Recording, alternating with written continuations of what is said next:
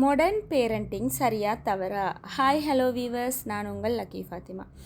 இங்கே எல்லாத்துக்குள்ளேயும் ஒரு டவுட் இருக்குது. இப்போ புதிய பெற்றோர்களோட வளர்ப்பு, அதாவது வந்து இப்போ நாங்கள் பிள்ளைகள் வளர்க்கக்குள்ள நாங்கள் மாடர்ன் பேரண்டிங், அதாவது பிள்ளைகளுக்கு அடிக்கிற இல்லை, ஏசுற இல்லை, பிள்ளைகளுக்கு விளக்கம் கொடுக்குற, பிள்ளைகளோட விஷயங்களுக்கு காது கொடுக்குற, அப்படி ஒரு மாடர்ன் பேரண்டிங் செய்கிறோம். அப்போ நாங்கள் வளர்ந்த ஜெனரேஷன் எப்படி முந்தி இருந்துச்சு, அடித்து உதச்சி வளர்க்குற ஒரு ஜெனரேஷனாக இருந்துச்சு. இப்போ இதில் சந்தேகம் என்னென்னா, சமூகத்தில் சந்தேகம் ஒன்று காணப்படுத்தனே, அடியோதப்பட்டு வளர்ந்த ஆக்கள் ஜெனரேஷன் நல்லா தானே இருக்கிறோம், அப்போ ஏன் இந்த மாடர்ன் பேரண்டிங்கில் அது வானான்னு சொல்கிறாங்கன்ற மாதிரி ஒரு டவுட் எல்லாருக்குள்ளேயும் இருக்கு. அதை பற்றின ஒரு வீடியோ தான் இது. ஃபஸ்ட்டு நாங்கள் பார்ப்போம், இந்த அடித்து உதச்சி வளர்க்குறன்றதை பற்றின விஷயம் உளவியல் அடிப்படையில் சைக்காலஜி ரீதியாக எப்படி சொல்லப்படுதுன்னு சொன்னால், ஃபியர் பேஸ்ட் டிசிப்ளின் அப்படின்னு சொல்லப்படுது. ஃபியர் பேஸ்ட் டிசிப்ளின்ஸ்னால் பயங்காட்டி டிசிப்ளினை வளர்க்குறது. அதாவது இப்போ சொல்லுவோமே, ஒரு வீட்டில் ஒரு புள்ளை வளருது, அந்த முந்தைய ஜெனரேஷனில் ஒரு வாப்பவோ உமாவோ பிள்ளை பயங்காட்டி டிசிப்ளின் படித்து கொடுக்குறேன்னு சொல்லுவோம். இல்லாட்டி நாங்கள் இப்போ அப்படித்தான் செய்கிறோண்டுங்களே, நாங்கள் பிள்ளைகளை பயங்காட்டி டிசிப்ளின் சொல்லி கொடுத்தேன்னு சொன்னால், ஃபியர் பேஸ்ட் டிசிப்ளின் அது ஒழுங்கான முறையில் அமையாது. அப்படி வளர்ந்த ஜெனரேஷனில் இப்போ ஆய்வுப்படி நிறைய இருக்கிற பிரச்சனை என்னன்னு சொன்னால், தான் என்ன ஃபீல் பண்ணுறன்றதை வெளியே சொல்ல தெரியாத ஆண்களும், தனக்குள்ளே எல்லா விஷயத்தையும் போட்டு மூடி மறைச்சு கொண்டிருக்கிற பெண்களும், மற்றது கோவத்தை சரியாக கட்டுப்படுத்த தெரியாத மனிதர்களும் உருவாகிறதுக்கு காரணமாக அமைஞ்சது அந்த ஃபியர் பேஸ்ட் டிசிப்ளின் தானா அப்படின்னு சொன்னால், அந்த அப்படி அடித்து உதச்சி கட்டுப்படுத்தி வளர்த்த அந்த ஜெனரேஷன்கிட்ட இப்போ உண்மையாக நாங்கள் காண்றோம் தானே. இப்போ சமூகத்தில் பெரியவங்களுக்கு சில கோவத்தை கட்டுப்படுத்தி கூட தெரியாது. கோவம் என்ன செய்கிறேன்னு தெரியாது சில சமூகத்தில் இருக்கிற சில பேத்துக்கு. அதோட தான் என்ன ஃபீல் பண்ணுறேன்னு வெளியே சரியாக சொல்லிக்கொள்ள தெரியாத ஆண்கள் நிறைய பேர் இருக்கிறாங்க. அதால் தான் பல குடும்ப பிரச்சனைகள் இதுகள் வருது. அதாவது அவங்களோட மனசுள்ள கொண்டிருக்கும், அவங்க அதை சரியாக வெளிப்படுத்தி கூட தெரியாது. அதே நேரம் எல்லா விஷயத்தையும் தனக்குள்ளேயே போட்டு மூடி மூடி மூடி மூடி மூடி அடக்கி கொண்டு நின்று டிப்ரெஷன் ஆகிற பெண்கள் நிறைய பேர் இருக்கிறாங்க எங்களோட ஜெனரேஷனில். அப்போ இதுக்கெல்லாம் காரணம் அந்த ஃபியர் பேஸ்ட் டிசிப்ளின், அதாவது அந்த வளர்ப்பு அப்படின்னு சொல்லப்படுது உளவியல் ரீதியாக. அப்போ உளவியல் ரீதியாக சொல்லப்படுறது என்னென்னா, பிள்ளைகளை அதை அந்த மாதிரி ஃபியர் பேஸ்ட் இல்லாமல் லொஜிக்கல் கன்செக்யூசஸ், அதாவது விளைவுகள், அதாவது லொஜிக்கலாக பிள்ளைகளுக்கு என்ன செஞ்சால் என்ன நடக்கும் என்ற மாதிரி, அதாவது ஒன்று செஞ்சால் அதை திருத்தி எப்படி செய்கிற என்ற மாதிரி விளக்கம் கொடுத்து, அதோட ரிவார்ட் சிஸ்டம், அதாவது நல்லது செஞ்சால் ஏதாவது பரிசுகள் வழங்குற மாதிரி, அந்த மாதிரி தீயது செஞ்சால் ஒன்றும் கிடைக்காதுன்ற மாதிரி, அதோட நல்ல லிமிட்ஸ், அதாவது எது சரி எது பிழை, எந்த நேரத்தில் என்ன செய்ய வேணும் என்ற மாதிரி லிமிட்ஸ் இதாக்கி அந்த மாதிரி தான் பிள்ளைகள் வளர்க்க வேணும்னு சொல்லி உளவியல் ரீதியாக சொல்லுது.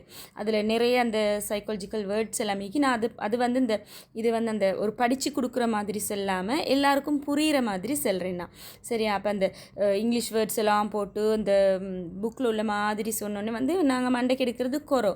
நாங்கள் நார்மலாக பேசுகிற மாதிரி சொன்னால் பேசினா எல்லாருக்கும் விளங்கும். அதனால தான் நான் அப்படி சொல்கிறேன். அப்போ அந்த 3 சிஸ்டம் இருக்கு. அதில் இப்போ நாங்கள் பெரும்பாலும் பார்ப்போம், பிள்ளைகளுக்கு நாங்கள் நினைக்கிறது என்னது, நாங்கள் சொல்கிறத கேட்குற பிள்ளைகள் வளர வேணும் என்று சொல்லி நாங்கள் என்ன செய்கிறேன், நாங்கள் நினைக்கிறேன், என் பிள்ளை நான் சொல்கிறத கேட்கணும் என்று நினைக்கிறேன். அப்படி இல்லாமல் என் பிள்ளை நான் சொல்கிறத நம்பணும்னு நினச்சி பாருங்கள், பிள்ளையில நிறைய மாற்றத்தை காணுவீங்க. அதாவது ஒவ்வொரு தாயும் தந்தையும் பிள்ளை ஃபஸ்ட்டுக்கு பிள்ளையோட ஃபஸ்ட் நம்பிக்கைக்குரிய ஆளாக தாய் தந்தை மாறணும். அதாவது இந்த உமா இந்த வாப்பா எங்களோட இந்த பேரண்ட்ஸ் தாய் தந்தை எங்களுக்கு கெடுதலை சொல்லித்தர மாட்டாங்க, எங்களுக்கு நல்லதை தான் சொல்லி தருவாங்க.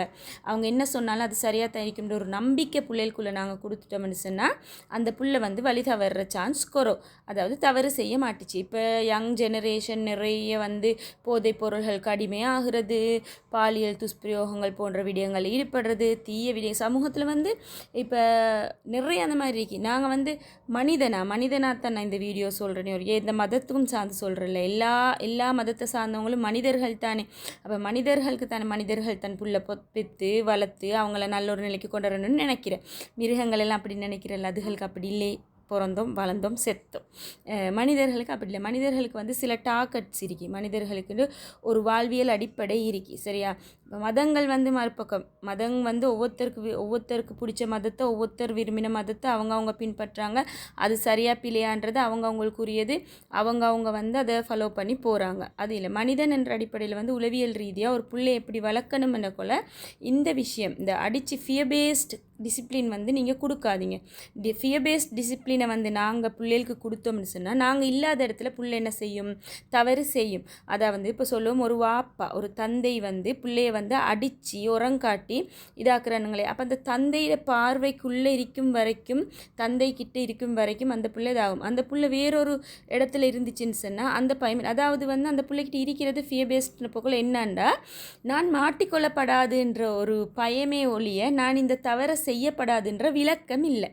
விளங்குதா? நான் மாட்டிக்கொண்டுருவேனான்ற பயத்தை தவிர இது செய்கிறது சரியா பிள்ளையான்ற விளக்கம் இல்லை. அப்போ சைக்காலஜி அடிப்படையில் இந்த மாடர்ன் பேரண்டிங்கில் வந்து அடிக்கவானா விளங்கப்படுத்துங்கன்னு சொல்கிறதுக்கு காரணம் என்னென்னா, புள்ள வந்து தவறுன்னு உணர்ந்துச்சுன்னு சொன்னால் அது எந்த சந்தர்ப்பத்திலையும் அந்த தவறு என்ன செய்யாது, அந்த புள்ள செய்யாது. சரியா? அதனால் வந்து பிள்ளைக்கு வந்து பயங்காட்டி ஒரு விஷயத்துலேருந்து தூரமாக்குறத விட அதில் இருக்கிற விளக்கம், அதோட பாரதூரம். இப்போ ஒரு பொடியன் சிகரெட் குடிக்கிறானுங்களே, ஒரு சிகரெட் குடித்தோடனே அந்த பொடியனை இழுத்து கொண்டு போய் தூட்டில் போட்டு தட்டன்னு கொடுத்து நாயே பேசி நீ மோசமானவன் என்று சொல்லி ஒரு சீலை குத்தினோடனே அவன் என்ன செய்வான்? அந்த யாருடைய முன்னுக்கு, அந்த அடித்த நபர் தந்தையோ தாயோ அல்லது குடும்பஸ்தர்களோ அவங்களோட முன்னுக்கு சிகரெட் குடிக்கிறத வந்து அவங்களோட முன்னுக்கு நல்ல மகனாக நடந்து கொள்வான். ஆனால் அவங்க இல்லாத இடத்துல நண்பர்களோடையோ யாரோடையோ அந்த சிகரெட் என்ன செய்வான்? அவன் நிச்சயமாக குடிப்பான். சரியா? அவன் வளர்ந்த போகிறோம் அந்த பழக்கம் அவன்கிட்ட இருக்கும். ஏன்னு சொன்னால் வளர்ந்த போகிறோம் அவன் வந்து அந்த தாய் தந்தையோட கட்டுப்பாட்டில் இல்லை, அவன் திருமணம் முடிச்சுட்டான்டா அவன் அந்த பழக்கத்துக்கு அப்படியே அடிமையாகி அப்படியே இருந்துருவான். அதே ஒரு பொடியன் சிகரெட் குடிக்கிறான். மாடர்ன் பேரண்டிங் படி என்ன செய்யணும்? சைக்காலஜிக்கல் படி அந்த பிள்ளையை கூப்பிட்டு அந்த சிகரெட் குடித்ததுக்கு ஏன் குடிச்சிங்க, இப்படி குடிக்கிறதுல பாரதூரம் உங்களுக்கு தெரியுமா, அதில் இருக்கிற பிழைகள் இப்படித்தான் என்றதை தெளிவுபடுத்தி கொடுக்கணும். தெளிவுபடுத்தி கொடுத்தா அதில் இருக்கிற பிள்ளை தெரிஞ்சிச்சுன்னு சொன்னால் அந்த பிள்ளை திறந்த ஒரு சந்தர்ப்பத்தை கொடுக்கணும். அப்படி கொடுத்து அந்த பிள்ளைக்கு தவறானவன் முத்திரை குத்தாமல் சரியான முறையில் சொல்லி கொடுத்தா அந்த பிள்ளை தவறை உணர்ந்தால் திரும்ப அந்த தவறை ஜென்மத்துக்கும் என்ன செய்யாது. இதுதான் மாடர்ன் பேரண்டிங்கும் பழைய பேரண்டிங்கும் இருக்கிற வித்தியாசம். நான் வந்து இங்கே பழைய பேரண்ட்ஸ் செஞ்சது பிள்ளைன்றெல்லாம் சொல்ல வரல. பழைய பேரண்ட்ஸ் வந்து மிச்சம் சிறந்த முறையில் இந்த ஜெனரேஷனை வளர்த்துட்ருக்கிறாங்க. ஆனால் முந்தி வந்து இந்த உளவியல் அடிப்படையில் பார்க்கப்பட்டது உளவியல் அடிப்படையில் பாதிக்கப்பட்டவங்க நிறைய கூட. இப்போ சாதாரணமாக சமூகத்தில் காணப்பட்ட பெரியவங்க வந்து நடந்து கொள்கிற சில விடயங்களுக்கு காரணம் வந்து அவங்க சின்னத்தில் வளர்க்கப்பட்ட முறைகள். அப்போ இது வந்து இந்த உளவியல் அடிப்படையில் இப்போ இருக்கிற ஜெனரேஷன் என்றாலும் உளவியல் அடிப்படையில் பிள்ளைகளை வளர்த்தா எதிர்காலத்தில் வந்து எல்லாம் புரிஞ்சு கொண்ட நல்ல ஒரு சமுதாயம், நல்ல ஒரு ஜெனரேஷன் என்ன செய்யும்? உருவாகும். அதோடு வந்து இந்த மனிதாபிமானம் என்று வரப்போக்கில் வந்து பிள்ளைகளுக்கு சின்ன வயசுலேருந்தே உளவியல் ரீதியாக நிறைய விஷயங்களை சொல்லி கொடுத்து நல்ல முறையில் நடந்து கொண்டு அந்த பிள்ளைகள் சிறந்த சமூகத்துக்கு தேவைகளை பூர்த்தி செய்யக்கூடிய சிறந்த பிரஜைகளாக உருவாகும். அதொட்டு இப்போ ஒரு மனுஷன் வந்து அந்த சிங்களத்தில் ஒன்று சொல்லுவாங்க, தமங்கே தத்துவே அனுத்தமாக அணுங்க மணின்னு சொல்லி. அதாவது வந்து தான் எந்த சூழலில் வளர்ந்தோமோ எங்களோட தகுதி என்னமோ அதை வச்சு தான் நாங்கள் மற்றவங்கள மதிப்பீடு செய்வோம்ண்டு. இப்போ சிலர் வந்து தரக்குறைவை பேசுகிற, இப்போ நாங்கள் காண்றோமே சமூகத்தில் அடுத்த பெண்களையும் சரி அடுத்த ஆண்களையும் சரி தரக்குறைவை பேசுகிறவங்க வந்து அவங்க குடும்ப சூழல் வந்து அப்படி தரக்குறைவாகவே பேசி இல்லாட்டி தரக்குறைவானவங்களோட வளர்ந்து பேசி அந்த தண்ட சூழல் அது.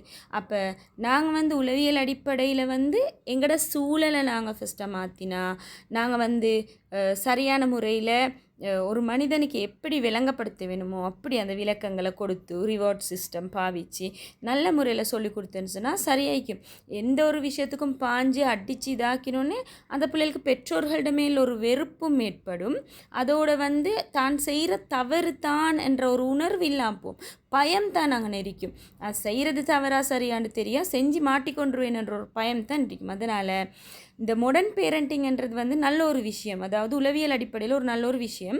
அதில் வந்து சரியான முறையில் நாங்கள் பின்பற்றோம்னு சரி. அதுக்கு அதாவது வந்து பிள்ளைகளுக்கு வந்து நாங்கள் பயங்காட்டக்கூடாது, சரியான விஷயம் எதுன்றதை விளக்கப்படுத்தணும்.